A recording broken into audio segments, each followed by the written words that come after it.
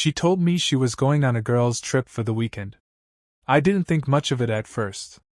We'd been having small arguments lately, but nothing serious enough to think it was the end. Then, out of nowhere, I got a text from her while I was at work. All it said was, "We need to talk. I think we should see other people." My stomach dropped reading those words. I sat there staring at my phone for a while, feeling my chest tighten. I didn't even feel angry. I just felt blank. Like everything had suddenly gone quiet in my head. After a minute, I simply typed back, "Clarity is good."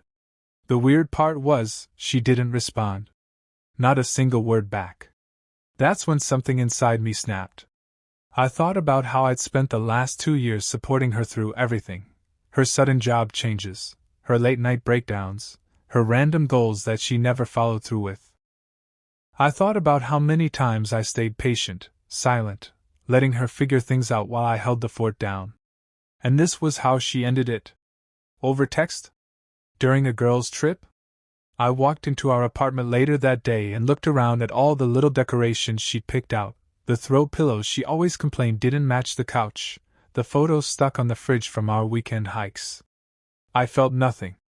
I opened my phone, updated my relationship status to single, and then I took a photo of myself handing the keys back to the landlord downstairs. Posted that too. I didn't bother calling her. I didn't bother texting her friends. But a few hours later, my phone started buzzing like crazy. Her friends were texting me frantically, asking why all her clothes, shoes, and makeup bags were sitting on the curb outside the apartment building. One of them said, "What the hell happened? She just left for a girls' trip." I read their messages but didn't reply.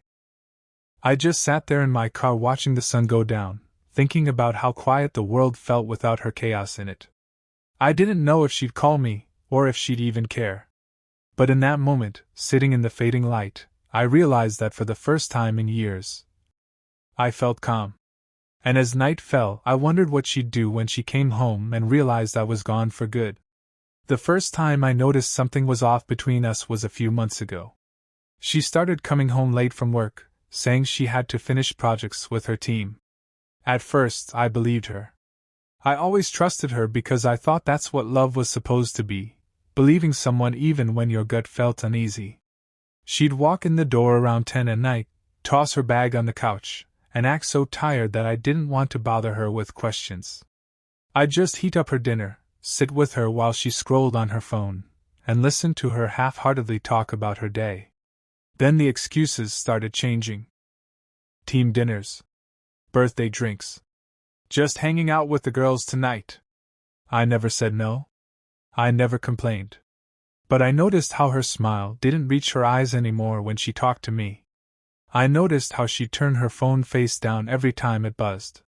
I'd wake up at 2 a.m. and find her lying there wide awake, staring at the ceiling like she was trapped in her own thoughts. When she booked this girls' trip, I actually thought it might help us. I thought maybe some time with her friends would clear her mind, and she'd come back happier. But the moment she texted me saying we needed to see other people, it was like everything suddenly made sense. The late nights. The distance. The silent resentment in her eyes. I realized she'd probably ended things in her head a long time ago. I was just the last one to know. I still remember how her friends used to praise me. "You're so patient with her," they'd say. "She's lucky to have someone who lets her be herself." I thought that was love. Letting her be herself. But maybe I was just letting her drift away while holding on to the memory of who she used to be with me. As I sat in my car that evening, watching the streetlights flicker on, I wondered what she was doing at that exact moment. Was she out with her friends laughing like nothing happened? Was she secretly texting someone else, telling them she was finally free? The more I thought about it, the more I felt this cold, quiet emptiness spread in my chest. I didn't know what would happen when she came back and saw her life packed up on the curb. But part of me hoped she'd finally feel the reality of what she threw away. The next morning, I woke up early even though I barely slept. My phone was still buzzing with notifications. Her friends had sent message after message overnight. Some of them sounded worried, others angry. one of her closest friends wrote. She trusted you. How could you just leave like that? I stared at those words, feeling this strange mixture of guilt and relief. Trust. That was the word that kept echoing in my head. Did she really trust me, or did she just think I'd stay no matter how badly she treated me? I got up and walked through the empty apartment. The silence felt heavier today. Her perfume still lingered in the bedroom, and there was a hair tie on the bathroom sink that she'd probably been looking for all week. It made me think about the little moments we used to share, brushing our teeth together, arguing about who left the towel on the floor, her humming random songs while doing her makeup. All of it felt like someone else's life now.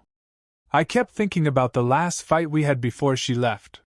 She said I didn't understand her dreams, that I was too practical, too focused on bills and routines, and I was making her feel trapped. I didn't know what to say back then. I just stood there, looking at her as she angrily stuffed clothes into her overnight bag. Maybe she was right. Maybe I was too practical. But I always thought being practical was my way of protecting us, making sure she never felt unsafe or unsupported. As I walked out to my car, I saw some neighbors glancing at the pile of her things on the curb. A few of them avoided eye contact with me. They probably thought I was cruel, that I'd just thrown her out without warning. None of them knew the truth. None of them knew how many nights I stayed awake worrying about her, wondering if I was enough, thinking of ways to fix what was already broken. Sitting in the car again, I wondered if she was even checking her phone. Did she know by now? Was she crying in some hotel room with her friends comforting her, or was she laughing it off, acting like I was the problem? As the morning sun started to rise, painting everything gold, I felt my chest tighten with something between pain and relief.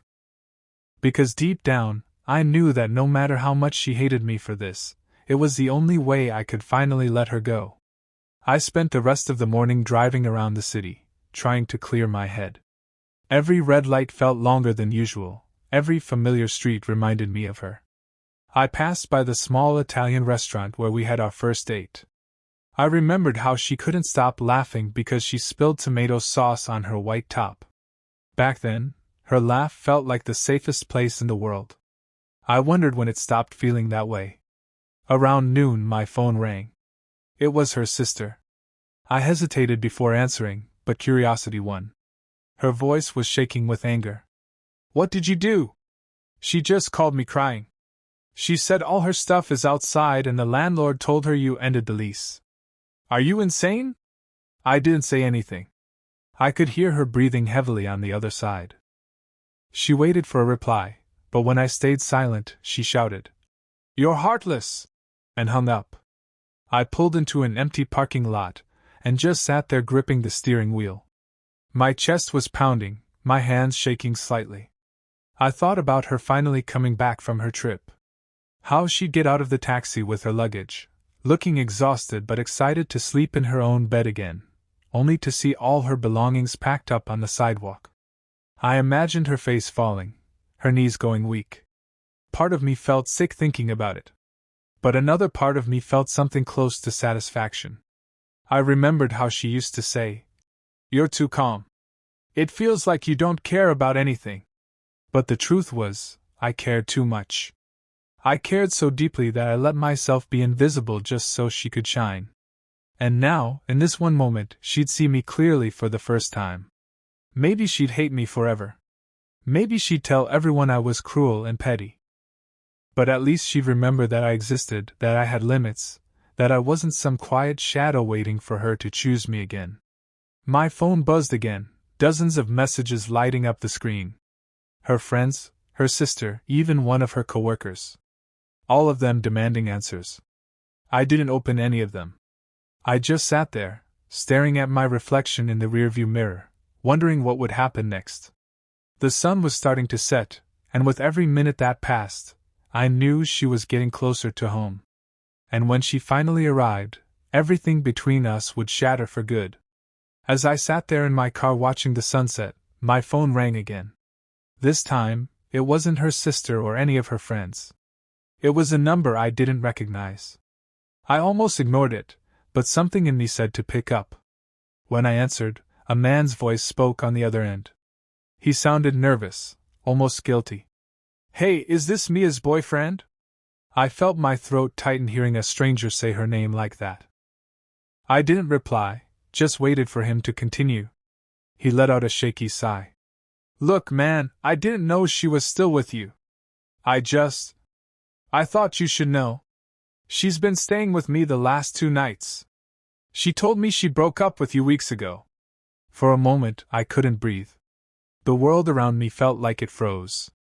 My heart was pounding so hard it almost hurt. I clenched my jaw, trying to stay calm. "Who are you?"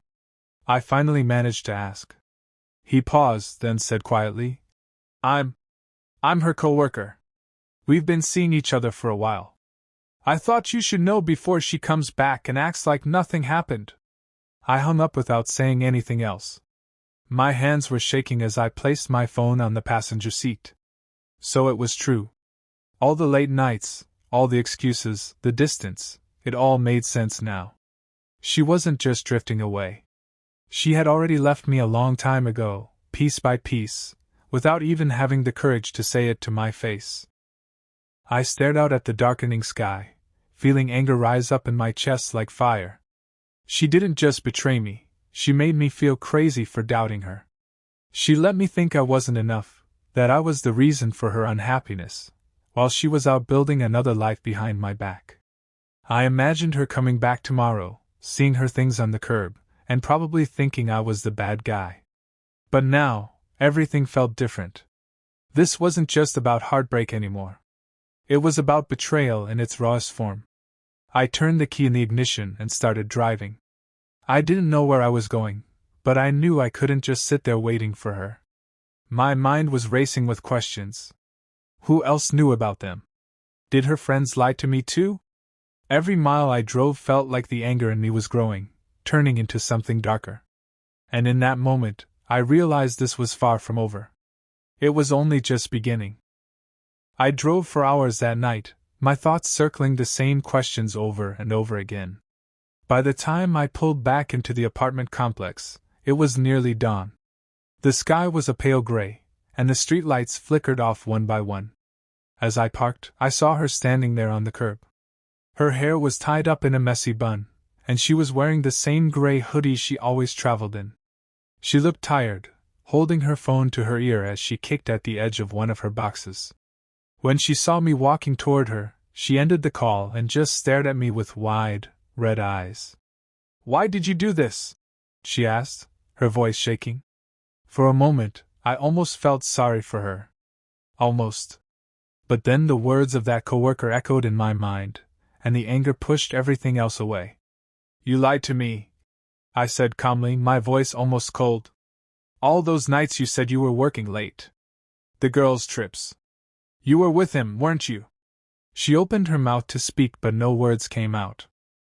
Tears started spilling down her cheeks as she shook her head weakly. "It wasn't like that," she whispered.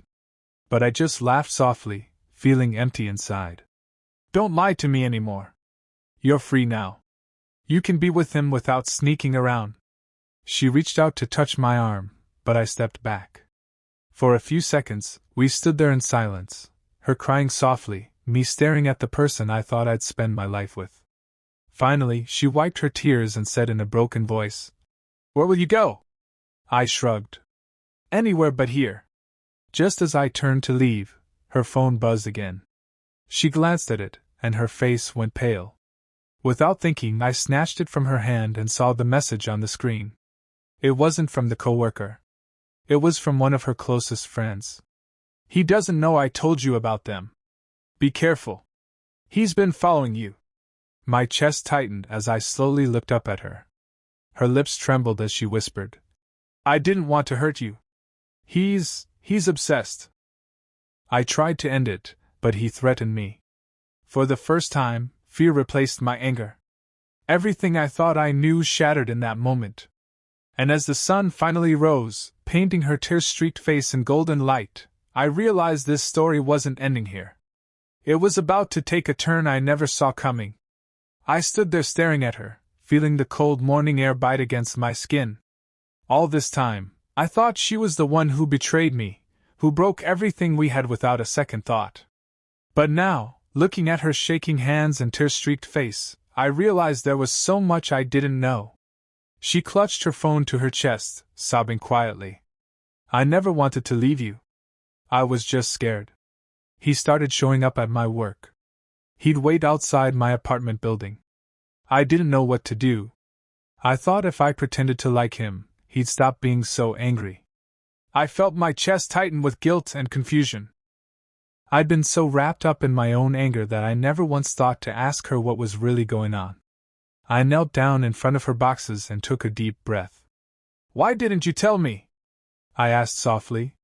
She shook her head, wiping her tears. "Because you already seemed so tired of me. I thought you'd just tell me to leave." Hearing her say that felt like someone punched me in the gut. All this time, she thought I stopped caring when in reality, I was just exhausted trying to hold everything together. I stood up and looked around at the quiet street, at her belongings scattered on the curb like trash. "We need to go to the police," I said firmly. She nodded slowly, but her eyes were full of fear. "What if he finds out I told you?" I squeezed her hand gently. "Then he'll have to deal with me." We spent the next few hours packing her things back into her suitcases. I called my friend who owned a small hotel in the city and asked if she could stay there for a while. He agreed without hesitation. As we loaded the last of her boxes into my car, she turned to me with tearful eyes and whispered, "I'm sorry for everything. I never wanted to lose you." I forced a small smile, feeling the heaviness in my chest ease just a little. "Let's just keep you safe first." Driving her to the hotel, I realized love isn't always about grand gestures or perfect endings. Sometimes it's about standing up when someone is too scared to fight for themselves. As she checked in and waved goodbye with a grateful smile, I knew our story was over in the way we imagined it, but it wasn't a failure. It was a lesson. And as I drove away into the rising sun, I finally felt at peace with letting her go.